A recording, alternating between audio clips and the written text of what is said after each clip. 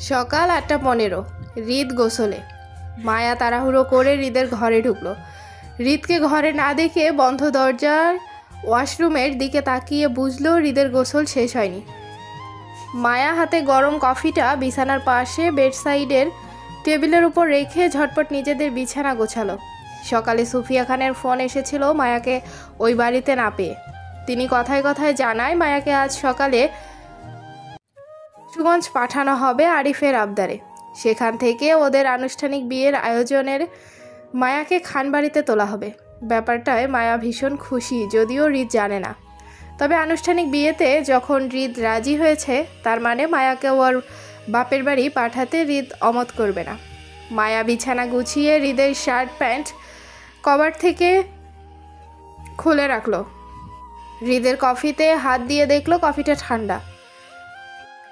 সেটাই মায়া আবারও কফিটা গরম করে নিয়ে এসে দেখলো হৃদ তখনও বের হয়নি। হৃদ এত সময় নিয়ে গোসল করার কথা না। হৃদের ফোন চার্জে, পাশে হৃদের ব্ল্যাক কফি রাখতে গিয়ে মায়া চট করে বন্ধ ওয়াশরুমের দরজার দিকে তাকিয়ে কফির কাপটা আবার হাতে নিল।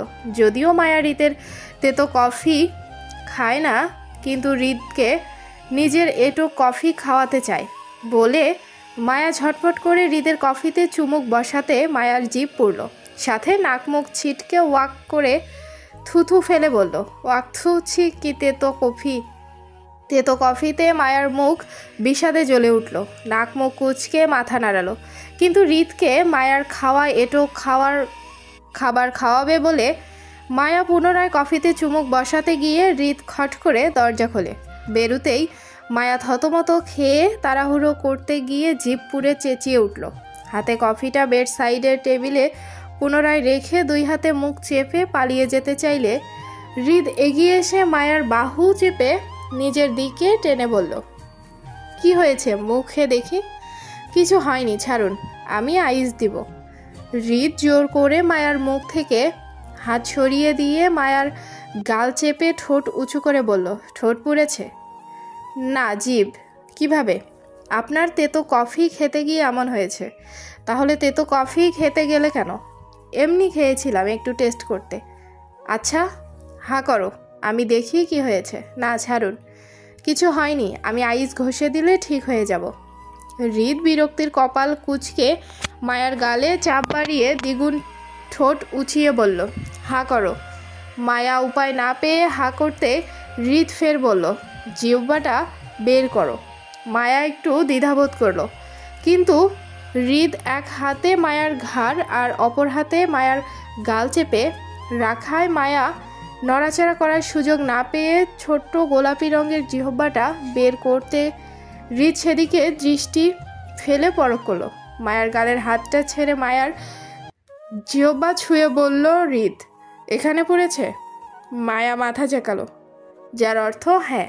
হৃদ নুয়ে মায়ার জিভে নিজের ঠোঁট ছোঁয়াতেই মায়া আতকে চট করে জিভ মুখের ভেতর পুড়ে নিতেই হৃদ মায়ার চুলের মুষ্টি পেছনে টেনে মুখটা উপর করে মায়ার মুখের ওপর ঝুঁকে বিরক্তির গলায় বলল, মুখ খোলো।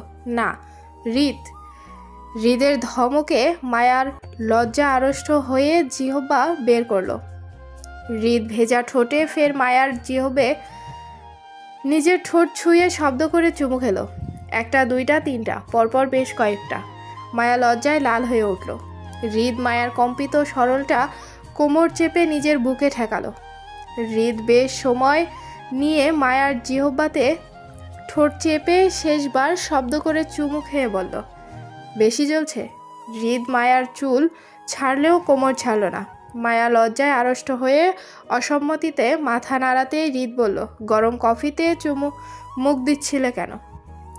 হৃদের কথায় মায়া মিনমিন করে বলল, আপনি সব কিছুতে নাক সিটকান, সেজন্য আমি আপনার কফি খেয়ে এটো করতে চাচ্ছিলাম। নাক আমি সবার জন্য ছিটকাই, তোমার জন্য না। তোমার কোনো কিছুতে আমার শখ কিংবা ঘৃণা আসে না হৃদ। মায়া অবিশ্বাসের ন্যায় শুধালো হৃদকে বলল, সত্যি? হৃদ ঝুঁকে মায়ার গালে শব্দ করে চুমু খেয়ে বলল, তুমি আমার অমূল্য সম্পদ হৃদ, যার মূল্যায়ন আমার জীবনে অতুলনীয়। সামান্য কফির কেন তোমার সাথে এই জীবন ভাগাভাগি করতে প্রস্তুত। হৃদ খালি গায়ে মায়াকে 2 হাতে জড়িয়ে মায়ার গালে নিজের নাক ঘষল। মায়া শিরশির করে কেঁপে হৃদকে টেনে দাঁড় করে প্রসঙ্গে পাল্টে বলল, আচ্ছা, আপনি সবসময় আমাকে হৃদ বলে ডাকেন কেন? তাহলে কি ডাকবো? আমার নাম রিক্তা ইসলাম মায়া। দুটো নামের একটা নামও আপনি ডাকেন না কখনো। মাঝে মধ্যে যখন আপনি আমায় হৃদ বলে চেঁচিয়ে ডাকেন তখন আমার মনে হয় আপনি আমাকে না, নিজেকে ডাকছেন। আপনার নামের সাথে আমি নিজের নাম গুলিয়ে ফেলি। হৃদ অল্প হেসে মায়ের নাক টেনে বলল, সেজন্য তো ডাকি ম্যাডাম। মানে আমার নাম কি? মায়া হৃদের নাম জবানে বলতে ইতস্ত করায় হৃদ ফের বলল, বলো। আব্রাহাম হৃদ খান। শর্ট নাম কি? হৃদ। আমি তোমাকে কি ডাকি? হৃদ। এখন হৃদ আর হৃদ দুটো নামের শব্দগুলো এলোমেলো করে একটা আরেকটার সাথে মেলাও। মানে দুটো নাম ভাঙব? কিভাবে? ধরো হৃদের রি আর রিতের ত নিয়ে যেমন হৃদ হয়, তেমন রিতের রি আর হৃদের দ নিলেও হৃদ হবে। মানে আমাকে ভাঙলেও তোমাকে খুঁজে পাওয়া যাবে, আবার তোমাকে ভাঙলেও আমাকে খুঁজে পাওয়া যাবে। বুঝছেন ম্যাডাম? মায়া হতবাকের ন্যায় মাথা নাড়ালো। আসলেই তো, ব্যাপারটা চমৎকার।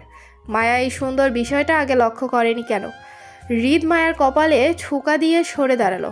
মায়া নামিয়ে দেওয়া শার্ট প্যান্ট পরে অফিসের জন্য রেডি হলো।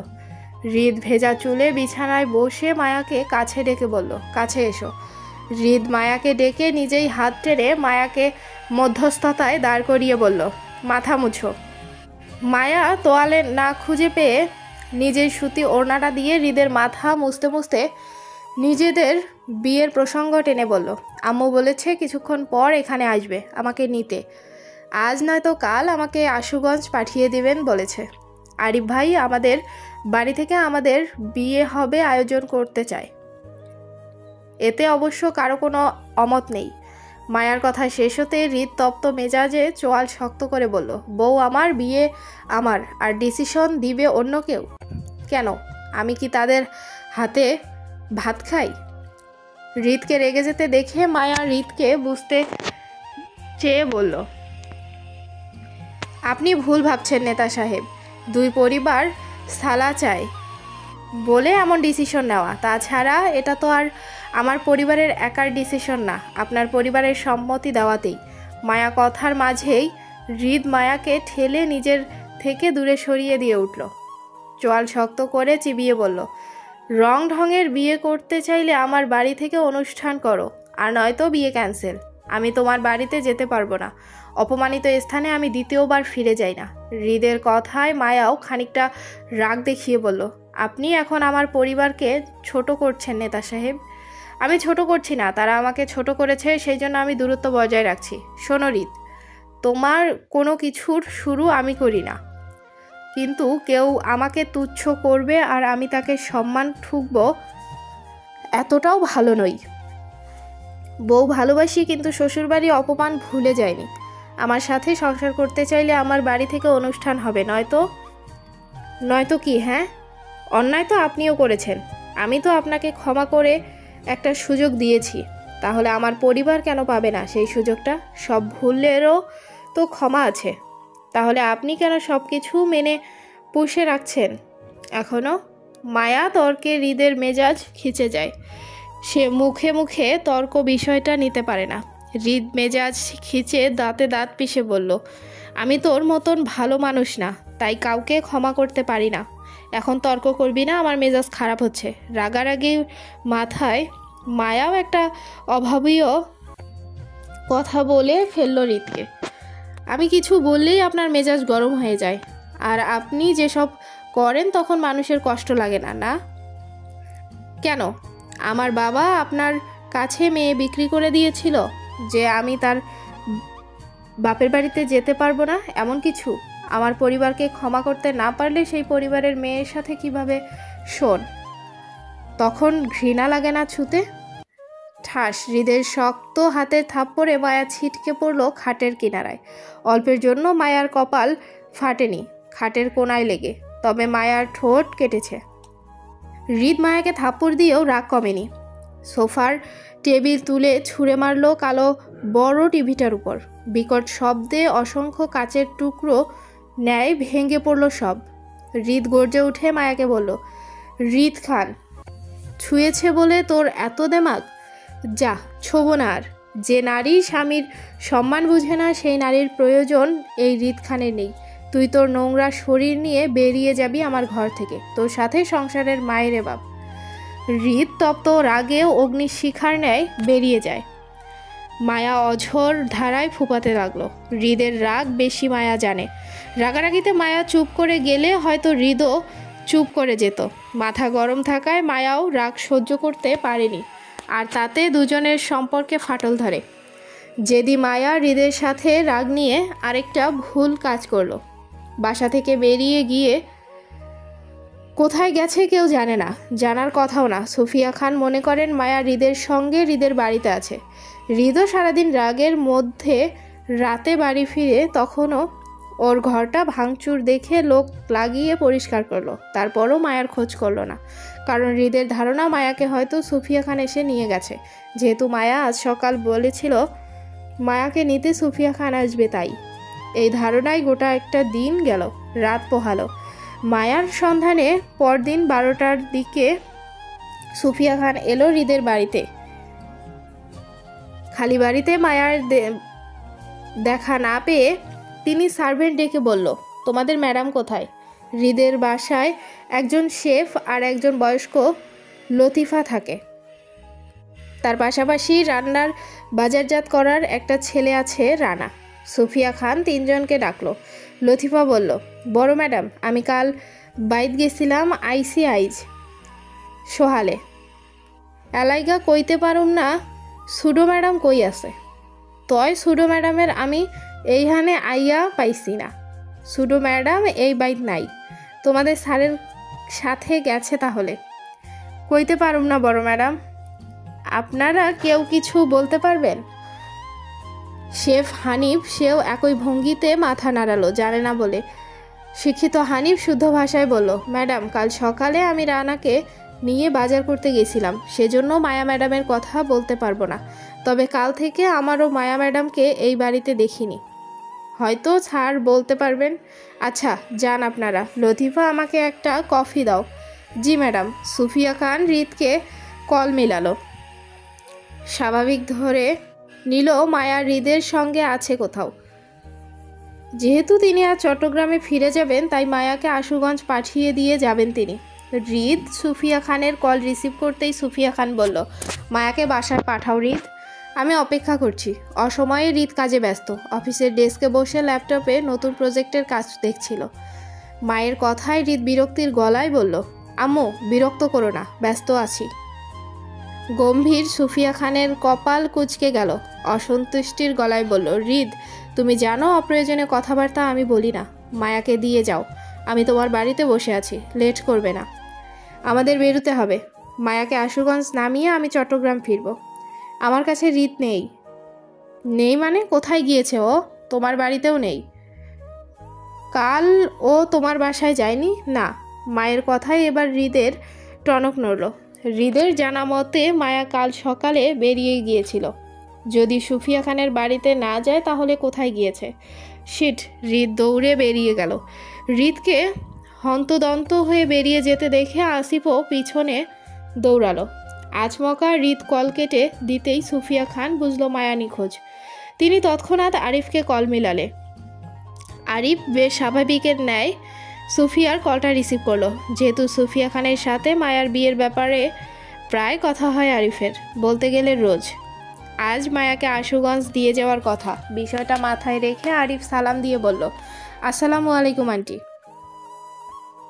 সুফিয়া খান তাড়াহুড়ো না করে বরং গম্ভীর্যতা নিয়ে সালামের উত্তর দিয়ে বলল, মায়া গিয়েছে তোমাদের বাড়িতে? মায়া? না তো আন্টি, আসেনি। কেন, কি হয়েছে? মায়া তো আপনার সাথে আসার কথা ছিল আন্টি। আপনি বলেছিলেন মায়াকে আমাদের বাড়িতে নামিয়ে দিয়ে যাবেন। তাহলে? আরিফকে অস্থির হতে দেখে তিনি বুঝলেন মায়া আশুগঞ্জ যায়নি। মায়ার পরিবারকে আপাতত মায়া নিখোঁজ হওয়ার বিষয়টা লুকিয়ে চতুর সুফিয়া খান বললেন, আসলে আমার সাথেই যাওয়ার কথা ছিল, কিন্তু হঠাৎ আমার কাজ পড়ে যাওয়ায় মায়াকে আমি ড্রাইভারের সাথে পাঠিয়েছিলাম, হয়তো পৌঁছায়নি, পৌঁছালে আমাকে ইনফর্ম করবে, কেমন? জি আচ্ছা আন্টি। আরিফের কল কেটে সুফিয়া খান চিন্তিত মুখে উঠে দাঁড়ালো। মেয়েটা হঠাৎ কোথায় যেতে পারে, কাউকে না জানিয়ে? নিশ্চয়ই হৃদ কিছু বলেছে বলেই মায়া বাড়ি ছেড়েছে। কিন্তু মায়া ওনার কাছে না গিয়ে কোথায় যেতে পারে এই অপরিচিত শহরে? নাকি ওনার কাছে যেতে গিয়ে মায়া পথ হারিয়ে কোনো বিপদে পড়েছে? সুফিয়া খানের শক্ত মনের আড়ালে ওনার মাতৃত্বের মনটা ভয়ে কুকড়াচ্ছে। মায়া 24 ঘন্টার উপরে নিখোঁজ। বাইরে মানুষের মতন দেখতে হিংস্র পশুর অভাব নেই, তারা নারীর গন্ধে খোঁজে বেড়ায়। আল্লাহ না করুক মায়ার কোনো অমানুষের হাতে না পড়ুক। প্রচণ্ড অস্থিরতায় সুফিয়া খান ঘর থেকে বেরোলো। গেইটে দুজন দারোয়ান দাঁড়িয়ে, তারা নিশ্চয়ই বলতে পারবে মায়া কখন বের হয়েছিল কাল। তিনি মায়ার খোঁজে গেইটে পাহারাদার দুজন ডেকে প্রশ্ন করে বলল, আপনার ম্যাডাম কাল কয়টার সময় বাসা থেকে বেরিয়েছিল কিছু বলতে পারবেন? মুন্না আর ইকবাল দুজন গেট পাহারাদার একে অপরের মুখ চাওয়াচাওয়িতে করে খানিকটা ইতস্ততায় মুন্না বলল, ম্যাডাম, ছোট ম্যাডাম রে আমরা কেউ বাইর হইতে দেখি নাই।